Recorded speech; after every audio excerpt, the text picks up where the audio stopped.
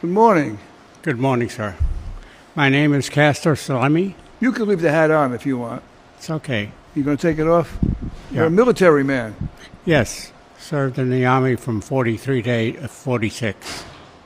Oh, you served in the Second World War. Yes, Oh, you're part of the world's greatest generation.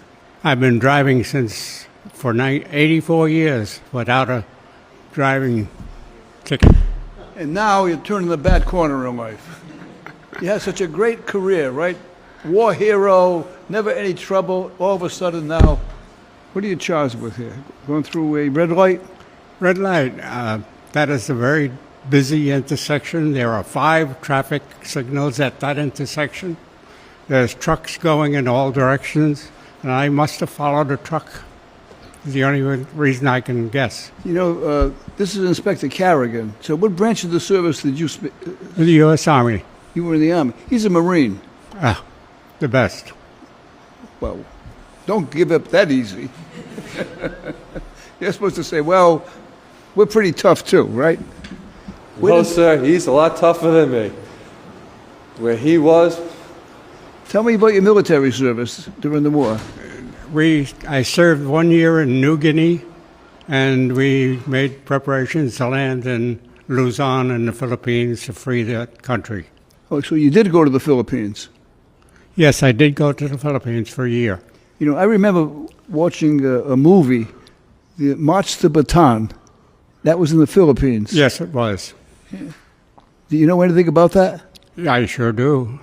We were there. You were there? Yep, I didn't go through that march to Bataan, but we did try to free Manila, but that was already destroyed when we arrived. If you ever read Inspector Carrigan about the March to Bataan and the conditions under which they had to fight, the weather was terribly hot, right? Yes. I did contract a jungle disease You did from when in New Guinea. in New Guinea, yeah. Wow. And where were you when the war ended? I was up in northern Luzon in the Philippines How did you get word that the war ended? from the Army headquarters, Yeah.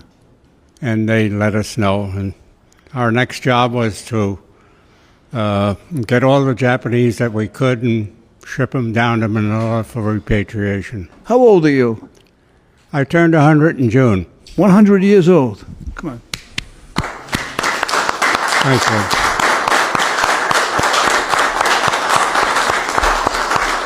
Thank you. Well, we have a video Yes. that is supposed to indicate that you went through a red light. So, we're going to take a look at the video, okay? Sure. All right, let's take a look at the video.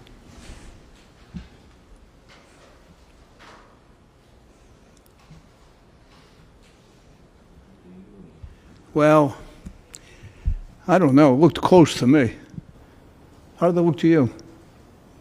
oh, Judge, I wasn't even paying attention to the red light. For what he did for our country, he could go through a few more. I'd be fine with that, Your Honor. All right. Based on your contributions to this country, you know, we're not going to go any further with this. I think that you would be a classic example of what it takes. When they talk about the greatest generation, you certainly exemplify what the greatest generation is all about, you know. Thank you. And I think that you represent people who respect one another and cover for one another and protect someone else. That evidently was your early life, and you've carried that through. Now, I want everyone to take notice, right? And I'm not ridiculing anyone. Mr. Castor is 100 years old. He appears in court today for a traffic violation, right? And here he is. He's got a tie, shirt, he's dressed, right? Appropriately. Still has his military bearings. He's still at parade rest. So that's his military bearing. World War II was very special to me, Yes.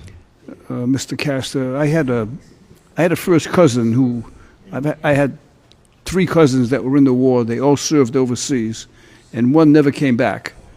He was in the European theater, you know, and his plane was shot down and he died. So I remember that so well. So the war has very special significance to me, as it does to many Americans. We can never, ever thank you and your generation enough for the contributions you made to this country. You really did make the world safe. And things weren't looking too good there for a while. So we want to honor you and thank you for your service, for your bravery, and for your contributions to this country. And this case is dismissed. I mean, I don't care what you came in for today. I was going to dismiss it. Thank you, sir. Thank you. And if I couldn't dismiss it, we'd pay it. We certainly weren't going to have you pay for it. Thank you. Good luck to you. Thank you. Good luck to you. Hold on. Before you leave, I want to give you salute this guy. Thank you, sir. Okay.